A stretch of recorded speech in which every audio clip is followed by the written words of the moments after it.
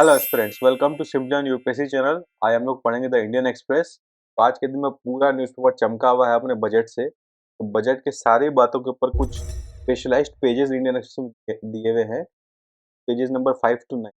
वो सारे पेज मैं अटैच कर दूंगा आपके रेफरेंस के लिए। आप लोग को बजट के लिए कोई एडिशनल इन्फॉर्मेशन जानकारी किसी के पॉइंट ऑफ व्यू से, एग्जाम पॉइंट ऑफ व्यू से अलग से पढ़ने की जरूरत भी नहीं है। इनफैक्ट ये सारा एनालिसिस आप लोग पढ़ लोगे तो ये आपको काफी क्लैरिटी मिल जाएगा एग्जाम के लिए। इंडियन बजट 2023 एक्सप्लेन करके पूरा सीरीज बनाया इंडियन एक्सप्रेस ने। हर एक sector, the fiscal consolidation part, taxation, rural, to की बॉर्डर एरियाज थे, उन सब के ऊपर अलग अलग पेज दिया ताकि आप समझ सके कि बजट में की पॉइंटर्स क्या पढ़ने के लिए।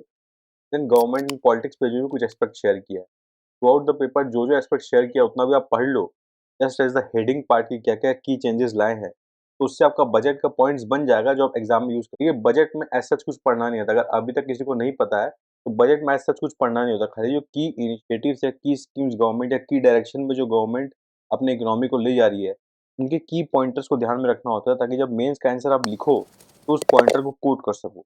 बस इतना यूज होता है बजट का। सबको लेके बजट को परेशान हो जाता है कि ये करना वो करना ये करना वो करना, कुछ ऐसा नहीं करना। बजट को सिंपल लेना है। जो जो की इनिशिएटिव्स लिए वो मेंस के आंसर में कैसे यूज करना। फॉर एग्जांपल आज पहला चीज ले ही लेते हैं अपने लाइफ। फिर टैक्स बताए, टैक्स के बारे में गवर्नमेंट बताया कि टैक्स तभी लागू होगा जब इनकम 7 लाख के ऊपर हो जाएगा। तो इससे किसको बेनिफिट होगा आप सोचिए। 7 लाख इनकम किसका होता है। लोअर मिडिल क्लास आदमी का 7 लाख इनकम बन सकता है अगर चाहे तो, क्योंकि 8 लाख पे तो हम लोग इकोनॉमिक पुअर सेक्शन कंसिडर करते हैं। ठीक है, तो उसी कैटेगरी में आ गए लोग, माने लोअर मिडिल क्लास। तो इसका मतलब ये बजट मिडिल क्लास को प्रमोट कर रहा है। यहाँ पे आर्टिकल में क्या हुआ भी है कि मिडिल क्लास मैटर्स इम्प्लाई कर रहा है टैक्स। तो ये आप मिडिल क्लास में इसको कोट कर सकते हो जब चाहो तो आप। फिर आते हैं नेक्स्ट आर्टिकल समझने के लिए, जैसे कि यहाँ पे लिखा है, हाँ, यहाँ पे लिखा है फिस्कल कंसोलिडेशन पाथ। अब माने गवर्नमेंट का फोकस ये भी है कि वो लोग फिस्कल कंसोलिडेशन करे। तो हमारा फिस्कल डेफिसिट है, अभी हम लोग एस्टिमेट कर रहे हैं कि 2024 तक हम लोग 5.9% ऑफ जीडीपी फिस्कल डेफिसिट पहुंच जाएंगे और 2025-26 तक 4.5%। ये कैसे प्रेडिक्ट कर पा रहे हैं? क्योंकि हम लोगों ने फिस्कल कंसोलिडेशन पाथ चुना है। कैसे चुना है कि हम लोग 21 स्कीम्स जो है गवर्नमेंट के, जो बड़े बड़े स्कीम है, जैसे आयुष्मान भारत योजना भी है जिसमें कि फंड अनयूज्ड रह गया, उसका हम लोग बजट एलोकेशन कम कर दिए। किसान सम्मान निधि का भी बजट एलोकेशन कम कर दिए क्योंकि डिपेंडेंसी लोगों का कम हो गया है। तो क्योंकि कोविड से लोग उभर चुके हैं। अब लोग, जो लोग माइग्रेशन से अपने घर गाँव वापस आए थे, मनरेगा में काम ले रहे थे, अब उनका डिमांड भी कम हो गया, तो उन लोग भी पुराने सेक्टर में अपने वापस जा रहे हैं। तो ये सब जो स्पेंडिंग में खर्चा कम हुआ है की स्कीम्स में, ये हेल्प कर रहा है गवर्नमेंट को फिस्कल कंसोलिडेशन करने में, फिस्कल डेफिसिट को ओवरकम करने में। तो देखिए इसका आप यूज कर सकते हो। फिस्कल कंसोलिडेशन का क्वेश्चन है उसमें डायरेक्ट यूज कर सकते हो। गवर्नमेंट ने स्पेंडिंग कम किया किस में, अपना फिस्कल कंसोलिडेशन करने के लिए। ये मजा आ गया। ये हो गया मीन्स का एक और क्वेश्चन। अगला क्वेश्चन देखिए अब क्या है, जैसे मैंने बताया सब्सिडीज मनरेगा में तो पैंडेमिक से था, उससे डिमांड कम हो गया तो कम कर दिया गया, तो फिस्कल कंसोलिडेशन हो गया। फिर आते हैं टैक्सेशन पे। देखिए टैक्सेशन पे तो हम लोगों ने एग्जांपल देख ही लिया है। एग्जांपल ये है कि जो हाई वैल्यू स्पेंडिंग्स होती है, अब क्या है, लोग हाई वैल्यू स्पेंडिंग कर देते हैं पर उस पर टैक्स, अपना टैक्स बचा लेते हैं उसी बहाने। वो जो हाई वैल्यू स्पेंडिंग कर रहे हैं उन पर पहले ही टैक्स कलेक्शन एट सोर्स कर दिया 20%, 5% हटा के। तो इससे देखिए इनोवेशन आ गया, कि चेंजेस आ गए टैक्स रिजाइम के अंदर। फिर सीनियर सिटीजन को बेनिफिट देने के लिए डिपॉजिट लिमिट उन्होंने इंक्रीज कर दिया है, 15 लाख कर दिया है। फिर वुमेन के लिए न्यू सेविंग स्कीम निकाल दिया है। तो वुमेन जो है अपना 8% रुपीज पे 7.5% पे कोई डिपॉजिट कर सकती है 2 लाख तक, नेम ऑफ वुमेन और गर्ल्स। ये सब क्या है? ये सब अपने को ये बताता है गवर्नमेंट का डायरेक्शन ऑफ स्कीम। इसी को अपने को यूज करना है मेंस में। जब अपने senior citizen relevant vulnerable sections में वुमेन या सीनियर सिटीजन के बारे में पढ़ेंगे, आंसर लिखेंगे मेंस में, तो वहाँ ये पॉइंट डाल सकते हैं। हो गया बजट का यूज।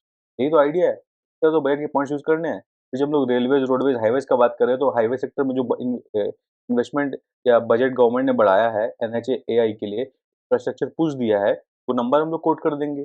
फिर हम लोग को अगर ये बताना हो कि रेलवेज हाईवेज में इंक्रीज हुआ, रिन्यूड थ्रस्ट हुआ कैपेक्स के, तो ये हम लोग ये नंबर बता देंगे।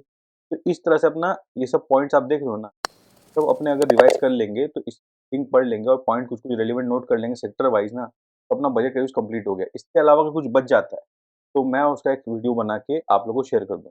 बजट में आप लोग को इससे ज़्यादा और कुछ करना ही नहीं है। स्ट्रेस लेना है, आप मान के चलिए बजट हो गया आपका। बाकी लोग आपको डराता रहेगा बजट पढ़िए, फालतू बात है। काम में यूज़ ही नहीं कर पाओगे। इतना मोटा बुक आता है बजट का, तो कहाँ यूज़ कर पाओगे भाई आप लोग। तो इसी तरह यूज़ करना है, ठीक है? This is the idea. तो ये बेसिक स्ट्रक्चर के संग मैं बस की पार्ट हाइलाइट कर देता हूँ आज के न्यूज़पेपर में, जो है पढ़ने के लिए। वैसे मेनली मैंने कवर कर ही दिया है इस एक्सप्लेनेशन के अंदर, बट फिर भी देखिए बजट जो अनाउंस हुआ उसमें टैक्स स्लैब चेंजेस हुए हैं। कुछ न्यू टैक्स रिजाइम के अंदर स्लैब को हटा के 3 से 6 लाख, 6 से 9 लाख, 9 से 12 लाख, 12 से 15 लाख की है। ये एग्जाम के लिए इंपॉर्टेंट नहीं है, बस जनरल अवेयरनेस के लिए इंपॉर्टेंट है। तो बोले ये भी याद करना, उसको बोला भाई यूपीएससी ऐसे नहीं होगा। फिर डेफिसिट टारगेट जो है वो कैसे वो मीट कर रहे हैं हम लोग, अभी तक अलाइंड है अपने अपने पाथ पे। फिर मनरेगा और सब्सिडीज में कमी लाया, टैक्स ब्रेक होप लोगों को दिया है ताकि लोग कंजम्पशन में बढ़े, कंजम्पशन में लोग आए। मिडिल क्लास पे फोकस ज़्यादा था, रूरल और अर्बन पुअर पे फोकस होने के बाद अब मिडिल क्लास को बजट में लाया गया है। लोगों को लगता है कि जो न्यू टैक्स रिजाइम की तरह गवर्नमेंट पुश कर रही है, तो क्या है सेविंग्स रेट लोगों का कम होगा और इससे इंश्योरेंस कंपनी को नुकसान हो सकता है, ऐसा मानना है। तो ये सब भी एस्पेक्ट आपको समझना है। फिर उसके बाद देखिए एग्जेम्पशन फ्री टैक्स रिजाइम क्या होता है? इसका मतलब सुपर रिच के लिए जो फैक्टर है उस कवर किया है। जैसे कि किसका समझ लीजिए 10-15 लाख तनख्वाह होता है, उसको कैसे बेनिफिट, उसको क्या न्यू टैक्स रिजाइम में बेनिफिट है कि ओल्ड टैक्स रिजाइम में बेनिफिट है, उसके ऊपर भी एनालिसिस दिया है। तो 15-20 लाख कमाता है साल का, उसके लिए ज़्यादा बेनिफिट है न्यू टैक्स रिजाइम में शिफ्ट करना, अगर उसको डिडक्शंस में कंप्लायंस मेंटेन नहीं करना है, उसको भी हाइलाइट किया गया इस आर्टिकल में।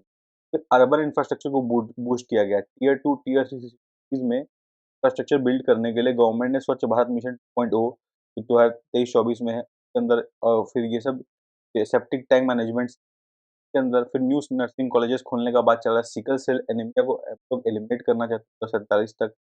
हेल्थ केयर सेक्टर में थोड़ा-सा मार्जिनली फंडिंग इंक्रीज़ हुआ है। ये सब एस्पेक्ट को आप टच करके निकलिए देखिए। तो जो आर्टिकल मैंने फुल हाइलाइट किया ना, उसको आपको रीड करना है, उससे आपको एस्पेक्ट का अंडरस्टैंडिंग मिलेगा, उसपे मेंस का क्वेश्चन इंडिविजुअली बन सकता है। उस एस्पेक्ट से मैंने हाइलाइट किया है। बाकी सब मैंने सिर्फ हेडिंग हाइलाइट किया है, जैसे फिस्कल कंसोलिडेशन का मैंने सिर्फ हेडिंग हाइलाइट किया है। आपको समझना है कि ये खाली फॉर्डर पॉइंट है, इसको आप यूज़ कर सकते हो। पूरा आर्टिकल को पढ़े कुछ नया मिलेगा नहीं आपको। इकोनॉमी राइट ट्रैक पे है, 7% ग्रोथ होगा, तो इससे आपको कुछ नया मिलेगा नहीं। बस आपको ये जानना है physical deficit to GDP ratio जो ये क्या होता है? का जो ट्रेंड है वो कैसा दिख रहा है? ग्राफ आपको ध्यान होना चाहिए। देखिए जितना भी ग्राफ आज के पेपर में दिया ना, वो मैं हाइलाइट नहीं भी किया हूँ ना, उसको मन से पढ़ लीजिए। एक बार खाली ग्राफ में देख लीजिए क्या दिया है। आपको लगता है कुछ रेलेवेंट दिया आप मेंस में यूज़ कर सकते हो, या आपको लगता है ऐसा प्रीलिम्स में पूछा जा सकता है। ठीक है, प्रीलिम्स में 2 क्वेश्चन इकोनॉमिक ट्रेंड्स पे गारंटी आता ही आता है। इकोनॉमिक ट्रेंड्स का मतलब ऐसे पूछ देगा in Indian economy what is the fiscal deficit to GDP ratio has been constantly decreasing from 2018 to 2023 in the last 5 years ऐसा पूछ देगा। तो आपको अगर ग्राफ इमेजिनेशन में रहेगा तो पता चल जाएगा। इस टाइप का ट्रेंड का क्वेश्चन बन जाता है। फिर यूनियन बजट में टैक्सेशन के ऊपर कुछ एस्पेक्ट है जो हाइलाइट कर दिया मैंने, उसको खाली हेडिंग पढ़ के चलिए। बस हेडिंग पढ़ के चलना है, जो डिटेल रिलेवेंट है वो मैंने हाइलाइट कर दिया, बाकी सब हेडिंग पढ़ते चलना है। इसलिए सब पेज मैं अटैच कर रहा हूँ ताकि आपको ईज़िली और फास्टेस्ट तरीके से आप पढ़ सको, बजट में जो रिलेवेंट बातें हैं, और घबराना नहीं है। जो आप कर रहे हो सही कर रहे हो, कोई बोले गलत है तो उसको बोले कोई बात नहीं, हमको यही सही लग रहा है। Because this is the fact. लोगों को बहुत भ्रम करेंगे भाई कि इतना कुछ पढ़ लो, इतना कुछ पढ़ लो, ज़रूरत ही नहीं है, इतने में काम खत्म हो रहा है तो फालतू चीज़ क्यों पढ़ेंगे? फिर रूरल हाउसिंग में फोकस ज़्यादा बढ़ा है इस बार। लोग चाहते हैं कि 2024 तक हम लोग रूरल हाउसिंग को पूरा चेंज कर दें। माने 2.8 करोड़ हाउसेस बनने वाला है अप्रॉक्सिमेटली। यहाँ पे नंबर दिया है, मैं भूल रहा हूँ।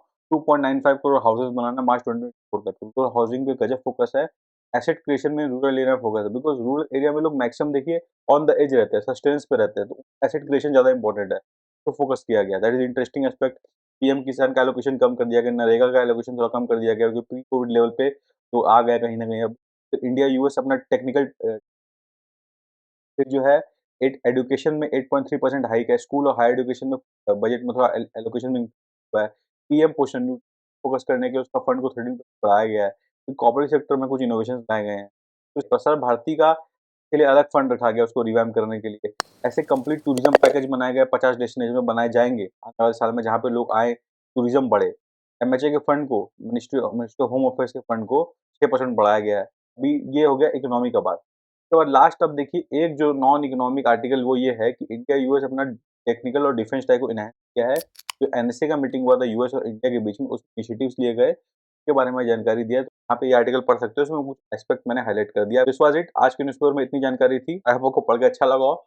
If you like the initiative then channel को लाइक करें, सब्सक्राइब करें, और हाइलाइटेड पेज पीडीएफ को एक्सेस करने के लिए simply learn official channel Telegram में उसको ज्वाइन करें, वहाँ पे इसे एक्सेस कर सकते हैं। तब तक के लिए best wishes for the examination.